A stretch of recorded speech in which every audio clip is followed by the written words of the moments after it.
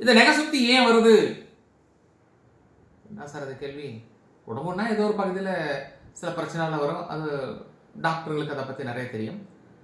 நாம அதை அந்த ப்ராப்ளத்தை வெளியில் வரத்துக்கு என்ன செய்யலாம், நம்முடைய அகத்தியர் என்ன சொல்லியிருக்காரு அப்படிங்கிறத நம்ம அவர்கள் சொன்னதை நம்ம உங்களுக்கு சொல்றோம். இந்த நெகை சுத்தி குறைவதற்கு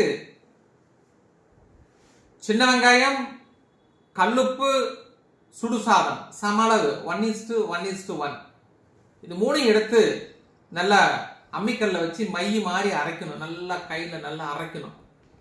நல்லா பார்த்தா அப்படி மை மாதிரி இருக்கும். அரைச்சி எடுத்துட்டு வெங்காயம், கல்லுப்பு, சுடுசாதம் மூணையும் வச்சு அரைச்சி எடுத்துட்டு இந்த நெகை சுத்தி இருக்கிற இடத்துல அப்படியே நல்லா உருண்டையா பால் மாதிரி வைக்கணும்.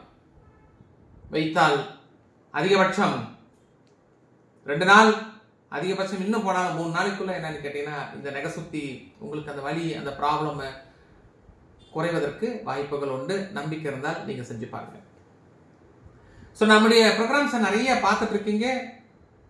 ப்ரோக்ராம்ஸை லைக் பண்ணிக்கோங்க. கமெண்ட்ஸ் உங்களுடைய மேலான கமெண்ட்ஸ் கண்டிப்பாக கொடுங்க. சப்ஸ்கிரைப் பண்ணாதவங்க நீங்கள் சப்ஸ்கிரைப் பண்ணி வச்சுட்டீங்கன்னா உங்களுக்கு நோட்டிஃபிகேஷன் வந்துட்டே இருக்கும். இதில் பயனுள்ள கருத்துக்கள் மட்டும்தான் இந்த லைவ்ல வரும். இந்த சேனல்லையே பயனுள்ள கருத்துக்கள் மட்டும்தான், தேவையற்ற கருத்துக்கள் எதுவும் வருவதற்கு வாய்ப்புகள் இல்லவே இல்லை. அதனால நீங்க லைக் பண்ணுங்க, ஷேர் பண்ணுங்க, நிறைய கமெண்ட்ஸ் கொடுங்க, தவறு எதுவும் இல்லை.